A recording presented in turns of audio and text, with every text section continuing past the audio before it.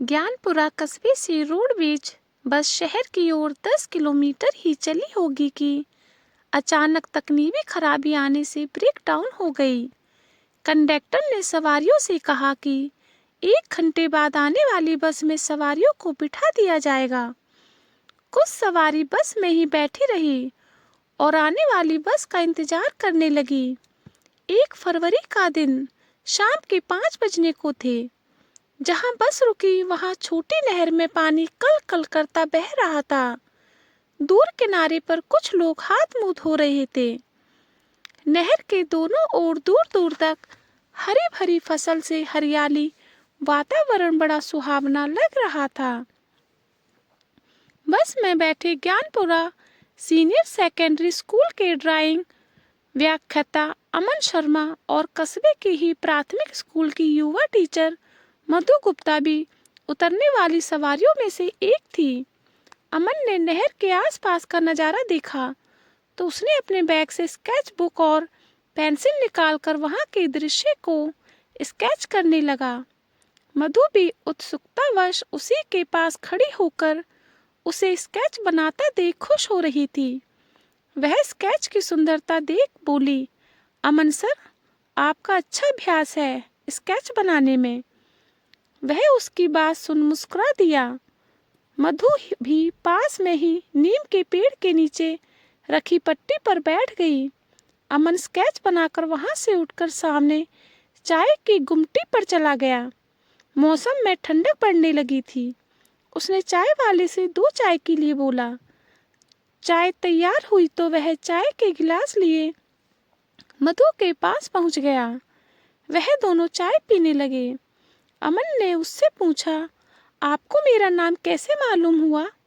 उसने बातों का सिलसिला शुरू किया था। हमारे स्कूल की एक टीचर ने ही बताया था। वे पिछले 1 माह से रोज बस में आते जाते मिलते थे, पर परिचय के लिए आज ही पहली बार बात हुई। अमन ने पूछा, मधु, क्या यहाँ आपकी पहली पोस्टिंग है? हाँ, मैंने 3rd ग्रेड में पहली बार ही सरकारी मिडिल स्कूल में ज्वाइन किया है। बूंदी की जवाहर नगर कॉलोनी में रहती हूँ। मैंने हिंदी में एमए किया है और बाद में बीएड भी कर लिया। 26 वर्ष की उम्र में जाकर नौकरी मिली है। आपके मम्मी पापा क्या करते हैं?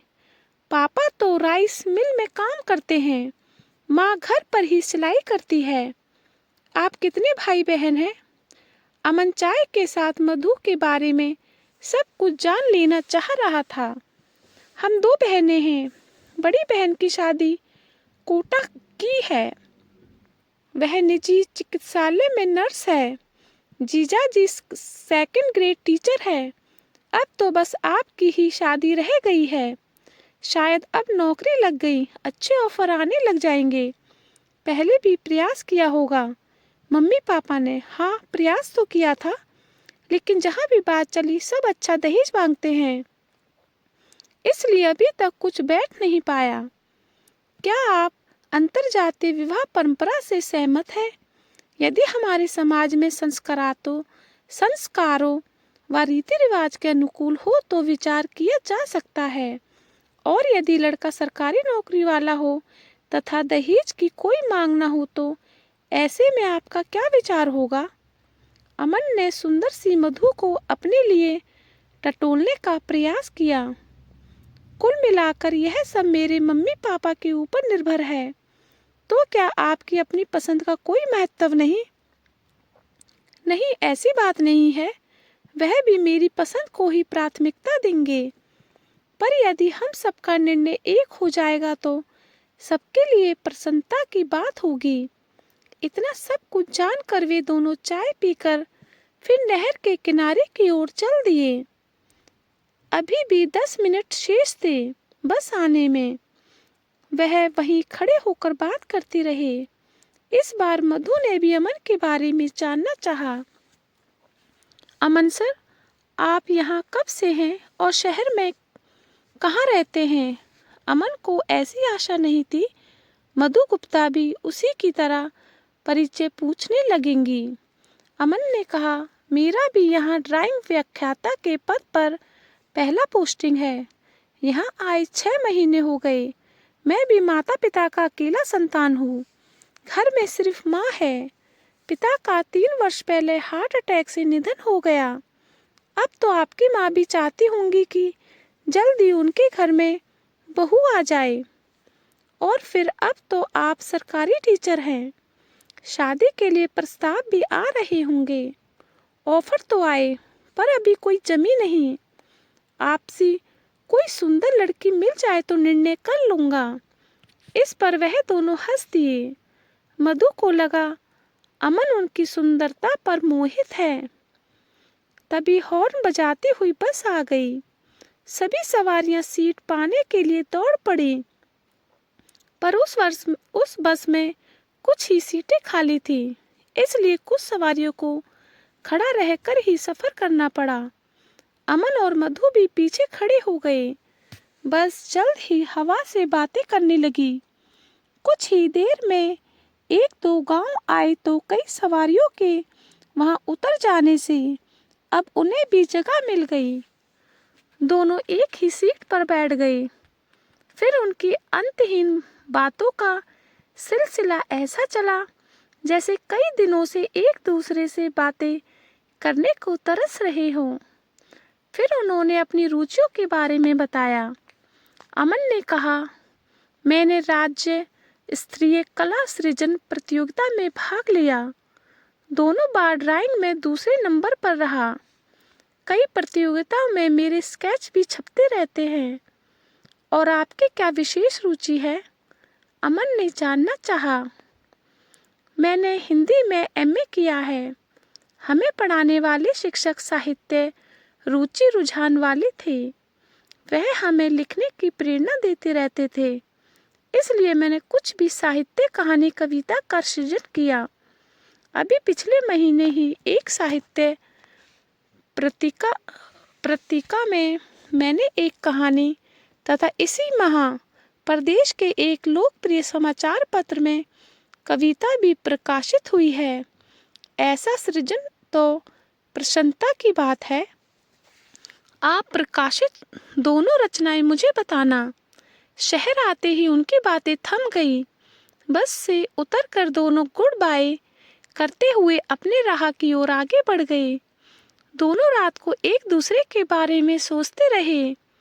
मन ही मन एक दूसरे को चाहने लगे।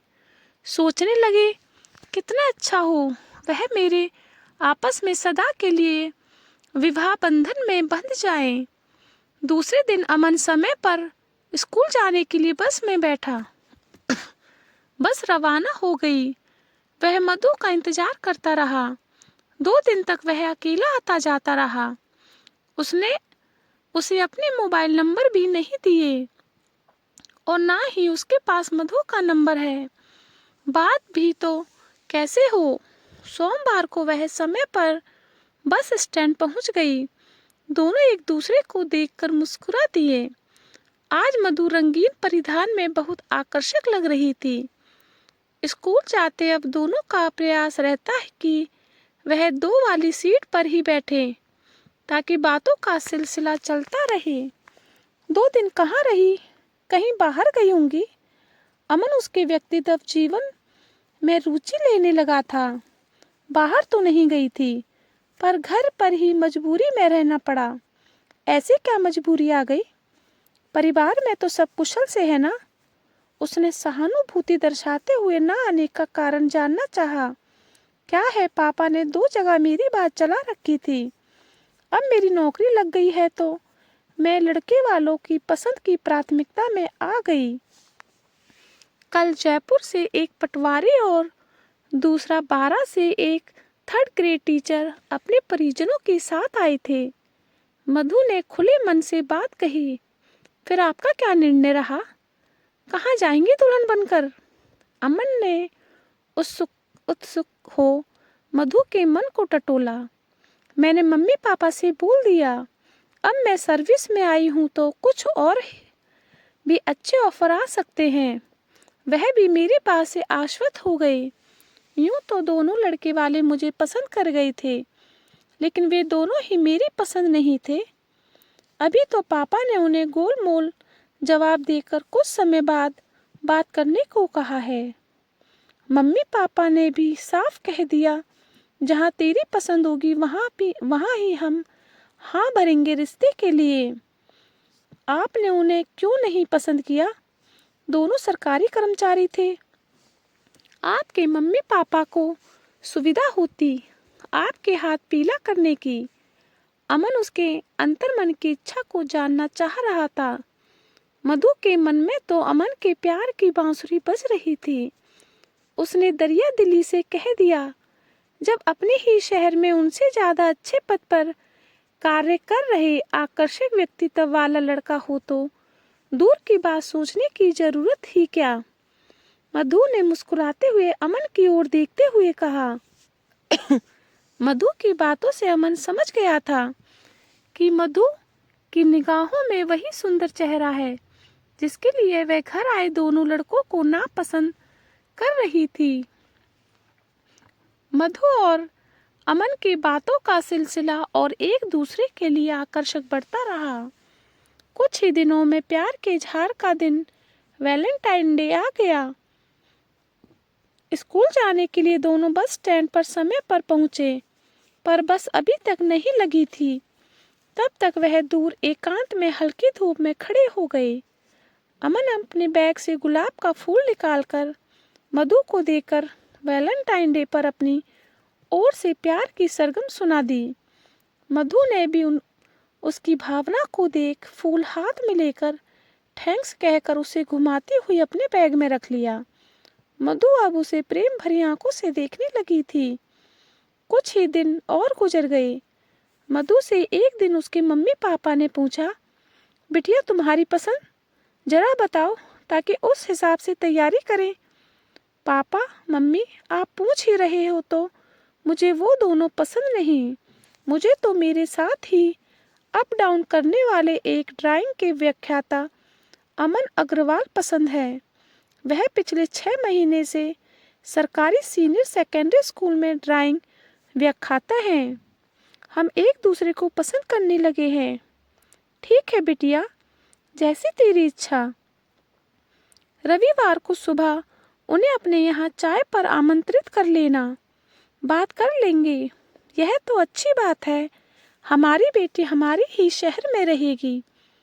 मधु के मम्मी पापा ने अमन के घर जाकर उसकी माँ से बात की। उसने तो साफ कह दिया, जो मन की पसंद होगी वही मेरी बहू होगी। दोनों परिवारों की सहमति से दिसंबर में मधु और अमन का विवाह संपन्न हो गया। अब वह खुश थे कि उनकी टुकड़ों में बटी मुलाकातों से उन्हें उनकी मंजिल मिल गई और सदा के लिए वह एक दूसरे के हो गए।